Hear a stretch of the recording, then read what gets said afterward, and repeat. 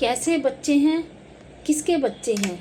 जब 65 साल की गायत्री देवी के मुंह से मैंने ये शब्द सुने तो लगा जैसे किसी ने कलेजे पर पत्थर रख दिया हो।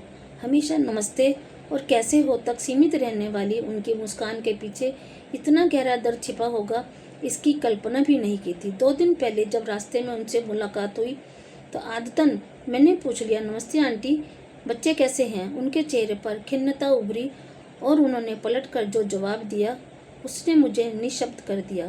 उनकी आंखों में नमी और होंठों पर कड़वाहट थी। मैंने बहुत आग्रह करने पर वह मुझे अपने घर ले गई और जो कहानी सुनाई वह समाज के लिए चेहरे पर एक तमाचा है।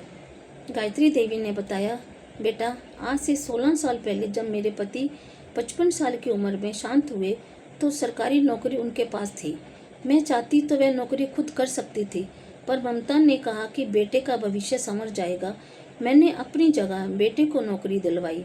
फंड के जो 30-32 लाख मिले उससे मैंने बेटे की शादी की और 20 लाख का ये फ्लैट खरीदा ताकि बुढ़ापे में सिर पर अपनी छत रहे। कहानी तब बदली जब बेटे की सैलरी 60,000 रुपये हो गई। पिछले 6 महीने से घर का माहौल घर नहीं रहा। बेटा बार बार एक ही बात कहता, माँ, जो तुम्हें 22,000 पेंशन मिलती है वो हमें क्यों नहीं देती। आखिर तुम्हारा खर्चा ही क्या है। रोटी तो हमारे पास ही खा रही हो, कपड़े हम दिला देते हैं। गायत्री देवी ने 2 टूक कह दिया, पेंशन नहीं दूंगी। मुझे मंदिर जाना होता है, बिहार जाना होता है, अपनी मर्जी से खर्चा करना है। मुझे 60,000 मिलते हैं।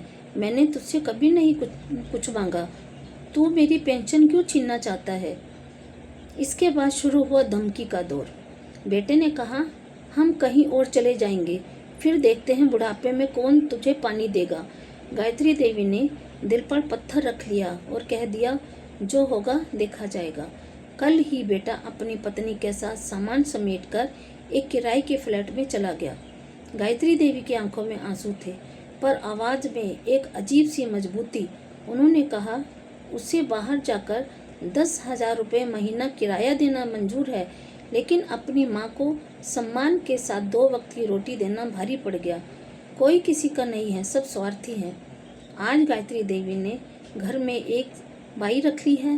वह कहती हैं 5,000 महीना दूंगी। वह काम भी करेगी और बात भी सुनेगी।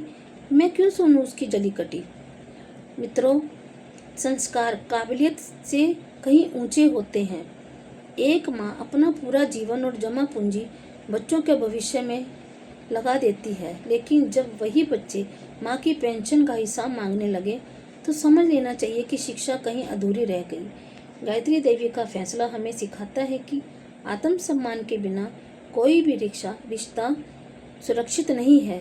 बुजुर्गों को अपनी आर्थिक स्वतंत्रता कभी नहीं छोड़नी चाहिए।